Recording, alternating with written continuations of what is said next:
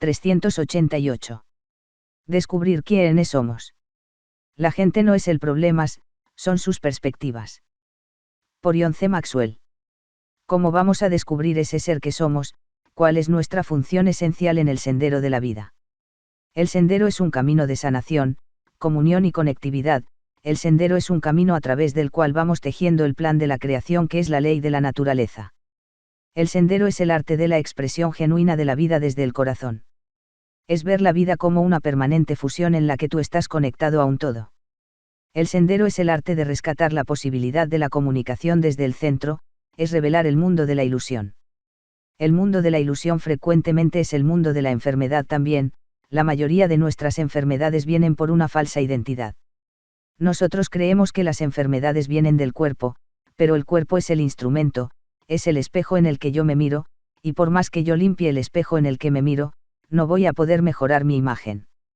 Por más que trabajemos en el cuerpo no vamos a transformarlo, el cuerpo es necesario, es el instrumento para manifestar la conciencia, pero es apenas el instrumento de la conciencia, no es la conciencia. El cuerpo es el canal de la conciencia y nuestra medicina va a ser la medicina de la conciencia. Y esa medicina de la conciencia es una medicina del despertar a la vida. Esa medicina del despertar a la vida es una medicina para despertar al ser que somos. Pero despertar al ser que somos no es tan simple, porque estamos tan confundidos, confundiendo el ser con el poseer y confundiéndonos con lo que no somos, allí está nuestra trampa mortal.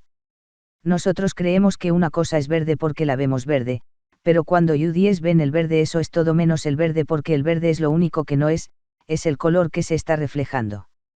Cuando yo te miro estoy mirando tu reflejo, tu apariencia y tu máscara, pero no te estoy viendo a ti. Qué bello momento sería aquel en que más allá de tus arrugas, color, altura, edad y piel, yo pudiera ver la esencia, el alma y la cualidad en ti, a ese maestro que hay en tu interior, aquel ser frente al cual yo puedo reverenciar a Dios. Cuando yo te miro a ti, miro a un árbol, a una flor y si lo miro desde la cualidad no puedo menos que ver a Dios en su danza infinita, no puedo menos que ver a Dios en ti. No hay que buscarlo en el templo, en la iglesia ni en las sagradas escrituras, está ahí vivo danzando en ti, sonriendo en ti y llorando en ti. El Dios que yo puedo reconocer dentro de mí, es el mismo Dios que puedo reconocer también en ti cuando yo reverentemente te escucho, porque tú eres parte de ese programa de la creación y revelas un aspecto en el timbre del Creador, entonces toda nuestra relación cambia de curso. Ya no es la relación de arriba a abajo, ni la vertical y horizontal, ni siquiera la de médico a paciente o la de rol a rol, sino es aquella relación más amplia y total que ocurre en todas las dimensiones del ser simultáneamente. Ya no hay cuerpo separado del alma, ya no hay corazón separado del cuerpo, ya no hay amor separado del intelecto. Ahora tú y yo somos uno con el universo. En ese momento somos una totalidad, en ese momento nos integramos, en ese momento sanamos la vida porque entramos en esa reacción de síntesis, que es el Agni Yoga, el yoga del fuego, el fuego del amor que viene, que nace del corazón del hombre. El corazón de Dios en el corazón del hombre. Y ese corazón de Dios es el ritmo, y el ritmo es la base de la vida. Por eso hablamos de las medicinas vibracionales, no es porque nos acercamos a una vibración externa que se llama color, sonido o láser, es porque detrás del color, del sonido o del láser estás tú, está tu corazón, está este oscilador eléctrico maestro que te pone en resonancia con los ritmos cósmicos. Y ahí donde yo estoy con mi corazón, o donde tu imagen está en mi corazón, ahí se hace la luz y el amor, que son dos agentes del plan de la creación. Nosotros nos tenemos primero que desidentificar, para luego identificarnos. Hemos construido un búnker desde el cual es imposible la ternura, hemos construido una fortaleza interna de tal dimensión, que solo logramos sobrevivir, pero ni siquiera ya penetra en nuestro ser, la luz del sol, del sentimiento, de la emoción, del alma. Hemos construido un edificio a prueba de todos los temblores que es la personalidad, así que nos hemos fortalecido, autoafirmado, hipertrofiado el ego de tal manera y luchado de tal modo por nuestros territorios, que ahora eso que creíamos que era un territorio para liberarnos, es una triste prisión que vamos soportando en la vida. Nos hemos identificado de tal manera con el cuerpo, que hemos confundido el cuerpo con la vida. Nos hemos identificado de tal manera con el placer que hemos confundido el sentido de la vida con el placer. Nos hemos identificado de tal manera con el poder que hemos creído que el sentido de la vida era el poder. Y súbitamente sin darnos cuenta, invertimos los términos y percibimos que necesitamos poder para darle sentido a la vida. El verdadero poder no es el del territorio, de los medios de producción o de la información, el verdadero poder es el poder de dar, que es el poder genuino de la conciencia, que tiene asiento en nuestro corazón. De pronto nos pasamos para el otro lado, como el placer no le dio sentido a la vida, entonces nos volvemos masoquistas y cogimos el caballo del placer y le dimos garrote dejándolo escuálido y después nos quejamos de que no tenemos fuerza en la vida, que carecemos de eros, que no disponemos de esa dinámica infinita de la bestia que en nuestro interior es lo mejor de nosotros, es nuestra amiga, es la seguridad de que podemos llegar a la meta del sendero. Porque un pensamiento sin sentimiento y sin ilusión es un pensamiento muerto, es una cáscara y un cadáver de pensamiento. Porque un sentimiento sin pensamiento es apenas un volcán en erupción que te puede destruir. Pero sí a toda esa fuerza infinita que tienes en el trasfondo de ti, sí a toda esa energía que es la fuente del placer, de la sexualidad y del sexo, que es el ritual de la unión en la creación, tú no renunciaras, tú la aceptaras para ti, tú la aprovecharas para ti. Si tú de pronto, Juan Tigre o Juan Bestia que va por la selva sintiendo el instinto, sintiendo la fuerza casi del canibalismo que todavía vive en ti, empiezas a huir de esa fuerza, entonces la vida apenas te va a alcanzar para yacer exhausto a la vera del camino. ¿Por qué no te puedes negar lo que eres? Tú también eres Eros, tú también eres el inconsciente de ese tigre, eres la sombra, eres todas esas cosas en ebullición que hacen parte de la materia prima de la vida, que son los ladrillos para construir más tarde a logos, para construir un sentido de vivir, para construir una filosofía de la vida. Pero sin esa fuerza oscura, sin ese fundamento, no podrías llegar a ninguna parte. De pronto te das cuenta que estabas huyendo de tu propia luz, que ibas como cuando uno tiene el sol a sus espaldas, persiguiendo siempre su propia sombra, y así va detrás de la sombra y confunde la sombra, o sea el cuerpo, el placer y el poder, con la vida y la realidad.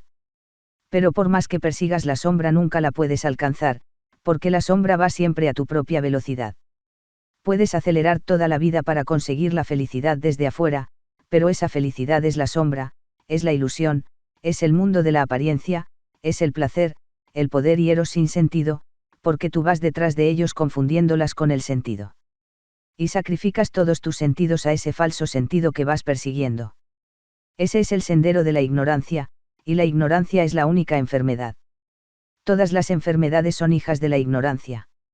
Si nosotros supiéramos lo que somos andaríamos enfermos, pero sanos, pero no andaríamos, como frecuentemente nos pasa, sanos pero terriblemente enfermos. Se toman las radiografías y la gente está perfectamente bien hecha, yo conozco gente sana con cáncer, gente sana con SIDA, es decir, gente responsable y consciente de sí, también conozco gente que nunca ha estado en un hospital, que no tiene necesidad de ir al médico, y que tiene la perfecta salud pero es la gente más gravemente enferma que hay en este planeta. El problema en la salud o en la enfermedad no es de presencias o ausencias, es de integridades, la salud es básicamente integridad. Sanar es rescatar la integridad que es totalidad, es sincronismo, es resonancia más no es ausencia de enfermedad. No hay ningún ser humano en este planeta que no esté enfermo, la mayoría de nosotros tenemos ya 2, 3 o 4 enfermedades, cuando en Estados Unidos se hacían estadísticas de enfermedades crónicas, había más enfermos crónicos que habitantes en los Estados Unidos. Es cierto, es una estadística.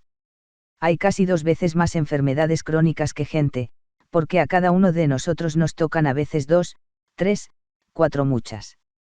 Pero el problema no es que nos enfermemos, no es la fricción que la conciencia produce en el cuerpo, sino que nosotros huyamos y no aprendamos del maestro la lección viva del dolor que la tenemos en la enfermedad.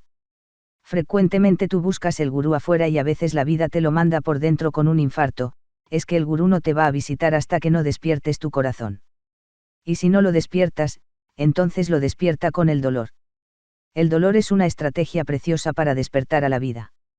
El dolor es una llave a un comportamiento interno de luz y de amor. El dolor es una invitación a la humildad, a la vulnerabilidad, a reconocer que necesito del otro. El dolor es una pausa forzosa en la vida y cuando no hacemos la pausa, el dolor nos lleva a reflexionar, nos lleva a buscar un sentido de la vida. Entonces el dolor hace parte de ese fuego transmutador que disipa la niebla y nos permite una visión clara. La visión clara no es entrar en samadhi, la visión clara es vivirlo en la vida cotidiana a través del dolor de la vida, en mis lágrimas y en tus lágrimas, cuando no las huyo, cuando no las rechazo, Cuando no soy reo de la resistencia y de la ofensividad que genera el dolor en mí, entonces el dolor se revela como una llave sagrada para abrir la puerta de la luz que hay en mí. Así el dolor te muestra otra dimensión de la vida y de la conciencia. De pronto yo encuentro una persona que vivía en el mundo de la ilusión.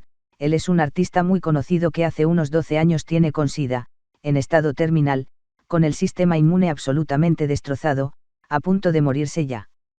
Le pregunté: ¿y qué te dice el SIDA de tu vida? Y luego le pregunté: ¿y qué te enseña el SIDA? ¿Qué te está tratando de enseñar? Y luego le pregunté: ¿y si aprendieras la lección, qué quisieras hacer de tu vida en este momento? Fue una sesión de 10 minutos, y luego 2 horas de lágrimas. Ese hombre lleva ya 12 años, de 30 kilos que tenía está en 75, ahora le estoy haciendo un tratamiento para la obesidad porque se está pasando para el otro lado. Empezó a vivir y es un gran artista, pero a vivir la vida no desde el segundo centro, que también es la creatividad en el plan físico, no solo desde el quinto centro, desde el quinto chakra que es la creatividad en el plano artístico, sino que unió el segundo y el quinto al cuarto, es decir que ejecutó toda su creatividad con amor. Y sus linfocitos T, los TD4, subieron sus recuentos y todo eso, aunque el virus no se ha negativizado, pero le importa un bledo eso, inclusive ya ni se hace exámenes porque entonces le van a mandar 1000 cosas y dice que, todos los compañeros con los que consulto, todos ellos ya se murieron, y que él fue el único que no tomó tratamiento. No significa eso que no vale tomar el tratamiento, esto significa simple y llanamente que hay otro tipo de sanador en nosotros, que hay un lugar en la conciencia del hombre en el que el SIDA es reversible, que hay un lugar de la conciencia donde el cáncer es curable, porque el cáncer es apenas la inscripción en las células de un programa genético del que todos participamos. Pero ese programa genético apenas representa un 1 o un 5% del riesgo de cáncer, del otro 95% y U10 tienen la llave. Entonces, ¿qué es lo que estamos haciendo con nuestra vida? ¿Cuál es nuestra actitud hacia la vida? ¿Cuál es nuestro estilo de vida? Y nuestro estilo de vida y nuestra actitud hacia la vida depende de lo que nosotros creemos de nosotros, depende de lo que nosotros, a través de esa creencia en nosotros, creemos que es el mundo. Y esa creencia es salvadora o es mortal, porque esa creencia es la que alimenta o la que termina nuestra integridad, es la que crea esa ruptura en la conectividad y a la que llamamos enfermedad. La primera ruptura en la continuidad es una falsa identidad. Esa identidad que tratamos de conseguir durante tantos años es falsa, porque nos identificamos con el no ser y en estos momentos estamos en un vacío, pero ese vacío es un vórtice creativo, ese caos es el vórtice y el generador de un nuevo orden. Y ese orden no lo tiene que producir el presidente de México, o la ONU o la OMS, ese orden, ese nuevo orden se está gestando en tu corazón, cuando tú cambias tu visión del mundo, porque has cambiado tu visión de ti mismo. Cuando se transforma tu corazón, cuando puedes sentir el mundo no desde el juicio, no desde el prejuicio, desde el intelecto, sino desde la totalidad del corazón, no para juzgarlo sino para acogerlo y transfórmalo en tu interior, en ese momento estás sembrando la semilla del cambio. Nosotros ya somos la semilla del nuevo planeta, la semilla del cambio. Y esa semilla no se consigue afuera, con la revolución de la sociedad de México. La Ciudad de México tiene toda la polución que tiene porque es nuestro corazón el que tiene la polución. Cuando se acabara la polución del corazón no habría 1 miligramo de tóxicos envenenando el planeta. Cuando se acabara la polución del corazón no habría ni un solo cohete en el mundo apuntando al corazón de los países. Cuando se acabara la polución del corazón, no tendríamos que fundir las armas afuera, porque ya tendríamos fundido con fuego líquido del amor nuestro propio corazón adentro. Sanar la vida para volver a vivir, porque pensábamos que estábamos vivos, pero íbamos sufriendo la vida apenas sobreviviendo, soportando la vida con los ojos así, grandes abiertos, sin saber que aunque tuviéramos los ojos abiertos estábamos roncando adentro. Estábamos profundamente dormidos porque buscábamos afuera la razón de ser, porque buscábamos afuera una pequeña linterna, una pequeña luz, un cocuyo en la noche, sin saber que allí estaba la linterna de nuestro propio corazón, el fuego intenso, el fuego del amor encendido para transformar la vida.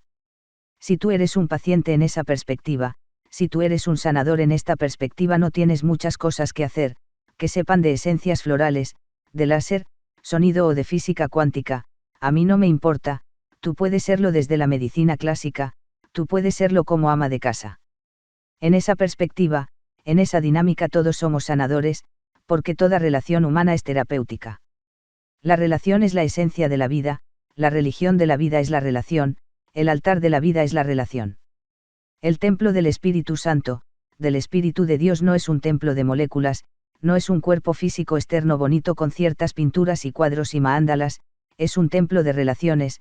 El maándala lo construimos en vivo, el maándala o el mantram de afuera tiene efecto cuando resuena con tu maándala del interior. Y ese maándala interior es la armonía de tu relación. Y esa armonía de tu relación es ante todo la relación contigo. Nuestro lío es que tratamos de relacionarnos con todo el mundo, pero no nos hemos relacionado con nosotros, somos absolutos desconocidos para nosotros, de pronto hacemos lo que no queremos hacer. Nos vemos sorprendidos por impulsos que ni siquiera sabíamos que en nosotros existían, impulsos tomados clandestinamente, reprimidos tal vez por decenios, tal vez por decenas de vidas, tal vez desde el mismo inconsciente colectivo, yo no lo sabría decir, pero ahí está Juan Tigre, Juan Pez, Juan Salvador Gaviota, todos los Juanes y las Juanas, ahí estaba el arco y estaba la flecha y la dirección, Juana de Arco, todos estaban en ti y solo tendrías que conocerlas. Y de pronto cuando empiezas a conocerlas sabes que tú eres el arco y eres la flecha, pero sobre todo tú eres el blanco. Y que cuando tú das en el blanco de tu propio corazón, cuando ya no tienes los blancos en el placer, el poder, la recompensa. Cuando el arquero no tiene sino el blanco de su corazón, en ese momento siempre da en el blanco. Das en el blanco cuando descubres esa ciencia interior que viene desde el centro, y el centro es el liberador de la ilusión. Siempre que vivas desde el corazón no va a ser posible el espejismo. Siempre que trabajes de corazón no va a ser posible la ilusión, no va a ser posible la confusión. Te vas a preguntar entonces, esto que yo veo, lo veo con los ojos del corazón, esto que yo pienso, lo pienso con el corazón. Recordemos que lo esencial es invisible a los ojos, lo esencial solo lo podemos captar con el ojo del corazón. Y te vas a preguntar, entonces estoy mirando, o estoy viendo. Mirar es mirar una máscara fuera, es mirar la apariencia. Ver, siempre es tener la visión del corazón descubierto a tus ojos. Y ver en este sentido es amar, y ver es acariciar, cuando yo te miro descubro, pero cuando yo te veo te acaricio con mis ojos, te acaricio con mi corazón. No te proceso, no te juzgo, te digo tú eres parte de mí y yo soy parte de ti, te digo con los ojos velados y expresados a través del sentir de mi corazón, somos uno y en este momento te estoy viendo a ti, no estoy mirando tu apariencia. Cuando en lugar de oírte te escucho, resueno contigo, te presto mi instrumento para que cantes tu propia música y la oigas y te reconozcas. Cuando dejo que me veas y no que me mires, cuando me desnudo ante ti, cuando yo soy lo que soy, ni mejor ni peor, sino simplemente a ti, soy lo que soy, esa integridad ni más buena ni más mala, ni con más sombra, ni con más luz, ni arriba ni abajo, sino simplemente lo que soy, en ese momento yo soy un cristal transparente, soy un espejo en el que tus ojos se pueden mirar para reconocerme, en el que tu voz se puede reflejar para que tú oigas tu voz. Todos nosotros somos instrumentos de la relación, la vida te presto a uno y al otro, al paciente, al hijo, al hermano y al papá, para que yo pueda reconocer en el otro mi rol y para pudiera asumir mi rol, y pudiera aprender a través de esa visión lo que del otro se refiere. Cuando en lugar de tocarte o de percibirte yo te siento, yo estoy entrando en contacto con tu totalidad. El arte de sanar la vida es el arte del contacto. El tacto es el órgano universal de los sentidos. Yo toco todo con todos los sentidos, mis sentidos son instrumentos para tocarte con mi música y para captar tu propia música y para construir una música nueva entre los dos. Entrar en contacto es posible desde el corazón es el único órgano de contacto. Es el órgano de la conciencia sensorial, yo te siento con el corazón a través de los ojos, a través del oído, a través del olfato, a través de la caricia, pero de todas maneras el mismo común denominador es el corazón. Entonces hay una pregunta esencial, esto viene de mi corazón, estoy escuchando desde el corazón. Estoy hablando de corazón, te lo estoy diciendo de corazón. Lo primero que debemos aprender es a actuar de corazón, que es actuar desde el centro. Y cuando empezamos a actuar desde el centro empieza a disiparse la primera gran ilusión. La ilusión mayor del hombre es el miedo, es el temor. No existe sino un temor, es el temor de ser lo que somos. Es el temor de quitarnos la máscara, es el temor de asumir nuestra propia identidad. Es el temor de ser vulnerables, pero si yo supiera que ser vulnerable a nivel del ser, es mi verdadera fortaleza. Que mi fortaleza está hecha de vulnerabilidad. Que la vulnerabilidad genera humildad, y la humildad es el surco abierto a la semilla del amor. Si yo comprendiera esa lección de la vulnerabilidad, y no huyera de mi vulnerabilidad, y comprendiera la lección del miedo, y comprendiera simultáneamente que simplemente el miedo es un fantasma de ilusiones que yo mismo he querido crear, y que el fantasma lo fabrica mi propia fuga, porque sin reacción de fuga no existen fantasmas. Que el fantasma es tan grande como mi temor. La materia prima de mi fantasma es mi temor. Pero vamos por la vida con 1000 fantasmas que nos acosan y nos impiden ser nosotros mismos, porque el miedo no tiene existencia real, es la primera gran ilusión. El miedo es un invento terrible, es un invento para dominar, es un invento para poseer, es un invento para esclavizar, torturar, crear dependencia, negar tu libertad, para ofrecerte una libertad externa mientras adentro te ato con las cadenas del miedo, de tal manera que no te tienes que curar, no te sientes seguro con la vida si no vas a asegurar tu cuerpo a una aseguradora. En esa civilización del consumismo, la única oferta del consumo, lo que se nos ofrece en la vida es una seguridad afuera, es una seguridad que compense con otra ilusión nuestro miedo, pero que va a generar un temor mucho más grande, que va a generar un vacío existencial enorme, porque entonces me voy a gastar la vida para pagar los seguros. Me voy a gastar la vida para asegurar el porvenir, y mientras tanto voy invirtiendo lo más sagrado de la vida, el presente, el único instante en el que la vida existe, y la vida únicamente se me convierte en una fuga permanente de la muerte. Y no vivo la vida sino que lucho contra la muerte, huyo de la muerte, y no vivo el presente, sino que aseguro el futuro cargando las cargas pesadas del pasado en mis hombros. Entonces, ¿cómo vamos a salir de ese mundo de la ilusión? ¿Cómo vamos a salir del mundo de la confusión? Primero, comprendiendo que allí donde hay miedo hay una ilusión, y esa ilusión es producto de la confusión. Segundo, comprendiendo que ese miedo es el origen del 90% de nuestras enfermedades, llámense úlceras, infartos, hiperfagia o neurosis de cualquier tipo, su raíz es el miedo. Ese miedo puedes llamarlo de muchas formas, lo puedes llamar odio, porque el odio es amor triste, amor deseado, es ausencia de amor que se convierte en la polaridad contraria, lo puedes llamar agresividad, tal vez no haya nadie más agresivo que el que tiene pavor, el que tiene miedo. El personaje más peligroso es el más temeroso. Frecuentemente nuestras máscaras de fortaleza son un refugio de nuestra debilidad interior y de nuestro profundo miedo interior. Muéstrenme la persona más agresiva y yo les podré decir que la persona es víctima de su propio miedo de una manera más violenta, hasta el punto que lo ha llevado a construir esa máscara de agresividad en su vida. Cuando nosotros aprendemos a leer ese código sabemos que, el que más te critica, te remueve, te agrede, es el que más ayuda necesita. Si lo pudieras traducir en el código del corazón, que no es el código del miedo sino el código del amor, podrías entender que te está pidiendo ayuda, podrías saber que es el que más ayuda necesita.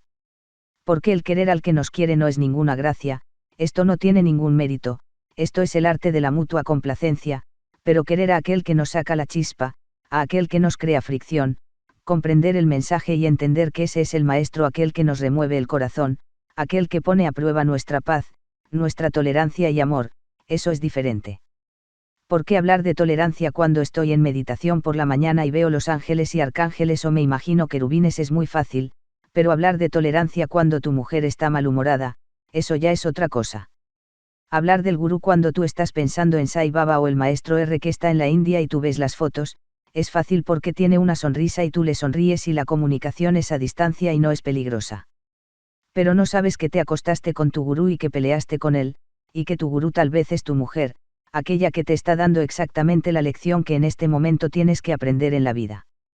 No la vas a aprender en ninguna ashram en la India, la vas a aprender en el ashram de tu hogar, en los ojos de tu hijo, en vivo y en directo.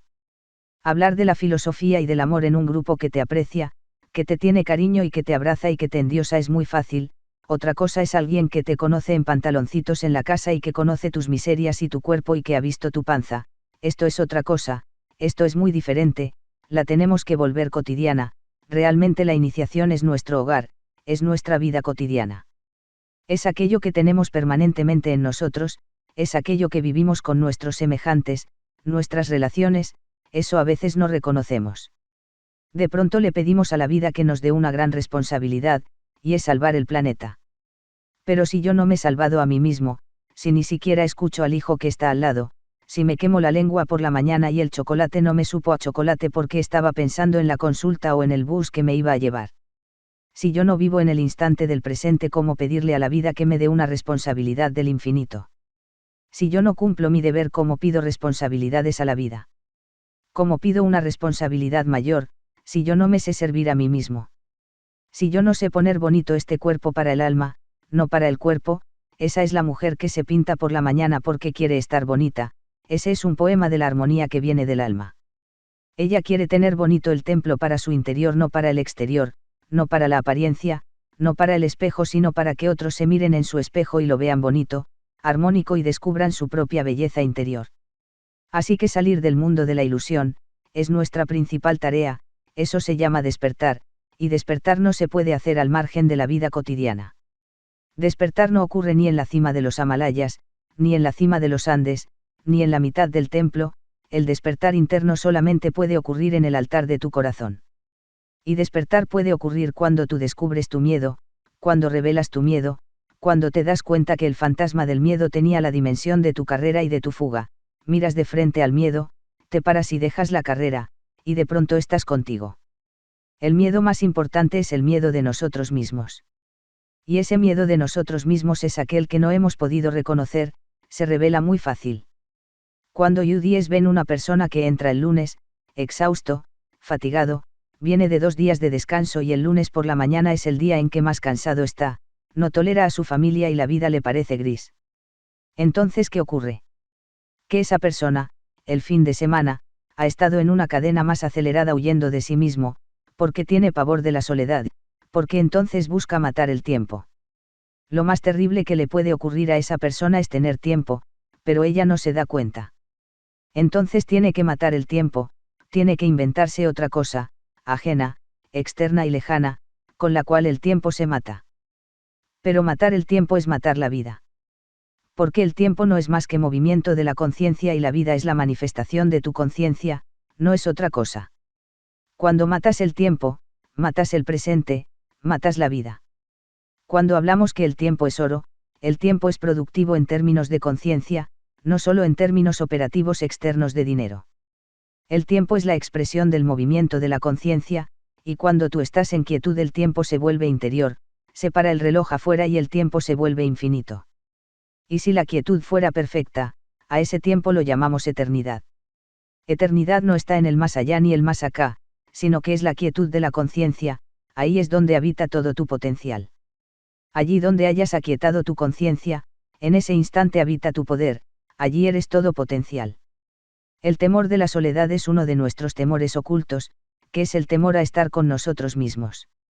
La soledad es una condición del alma, y a esa soledad yo le llamo la edad del sol, edad de la plena madurez, edad del momento en que yo soy mi propio compañero, edad del momento en que yo me acepto, edad de la interiorización y de la reflexión. Sin quietud, sin silencio, sin soledad, no hay autoconocimiento. Sin autoconocimiento lo que existe es ilusión, y desde la ilusión se genera toda la desarmonía en la relación que llevamos con la vida. ¿Cómo ingresar entonces a la edad del sol? ¿Cómo ingresar a la soledad? ¿Cómo hacer que nosotros seamos nuestra propia compañía? ¿Cómo mirarte en el espejo de tus propias aguas, y aquietar las aguas de tus emociones y dejar que el sol de tu mente pase hasta tu cuerpo? ¿Cómo sanarme interiormente? ¿Cómo rescatar la integridad? Sin soledad no es posible rescatar la integridad interior, la integridad nuestra. Llevemos a la gente a que lleve cada fin de semana unos minutos de soledad.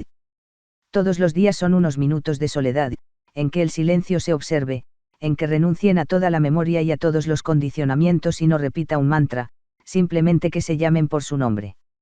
Frecuentemente nosotros tenemos un nombre completo o compuesto, llámense por su nombre, llámense Iván, Juan o Juana, empiecen a repetir su nombre, y va a llegar un momento en que al repetir su nombre UDIs entran en contacto con esa conciencia donde habita la madurez, que libera la edad del sol en ustedes. Para no aceptar la soledad, nos refugiarnos en un trabajo, el trabajo frecuentemente es una fuga externa, buscamos de una manera desesperada qué hacer y cuando no tenemos nada que hacer, entramos en crisis de pánico. Muchas de las crisis de pánico se dan en el fin de semana, cuando la gente no tiene nada que hacer, cuando la vida no está llena de cosas exteriores, como no hay nada interior para darle sentido a la vida, entonces se presenta ese vacío que llamamos la crisis de pánico. ¿Cómo entonces salir de la crisis de pánico? Viviendo la soledad y desafiando el miedo a la soledad. El miedo a la soledad es el miedo a la muerte. El miedo de dormir es el miedo a morir, muchos insomnios son simplemente el miedo de morir. El miedo de la soledad y el miedo de morir es el miedo a la propia identidad, es a perder la falsa identidad, es a que se desnude nuestra máscara. Entonces cuando estamos huyendo de nosotros mismos no podemos estar absolutamente con nadie y obviamente con el paciente tampoco. Hay una cosa muy bella, no existe ninguna relación humana posible, en reacción de fuga. La reacción de fuga es una estrategia evolutiva del sistema límbico. Si a mí me va a morder una fiera escapo, y entro en reacción de fuga. Pero frecuentemente a mí no me va a morder la fiera, y la fiera soy yo y tengo temor de mi propio interior, estoy sentado y estoy en reacción de fuga como si me fuera a morder un tigre, y entonces se me eleva la presión, me da taquicardia, libero noradrenalina, se descuadra absolutamente toda mi fisiología. El tigre no está por ahí por ninguna parte, afuera, el tigre está dentro, el tigre soy yo, tengo miedo del mordisco de mi propia conciencia. Tengo miedo de la autoconfrontación interior, tengo miedo del amor porque el amor no es aquello que te acaricia, es sobre todo aquello que te confronta. Es aquello que te pule, que te hace igual, exactamente igual a ti, que quita tus aristas, tus sombras, que te transparenta, que te lleva más allá de la apariencia. Entrar entonces en una reacción que vaya más allá de la fuga, es entrar en algo que llamamos la reacción de apertura amorosa. La apertura amorosa es el vínculo común denominador para tener una visión real del mundo, para tener una visión del mundo que nos lleve no a las divisiones sino a la integridad. La apertura amorosa es condición del ritual de desarrollo.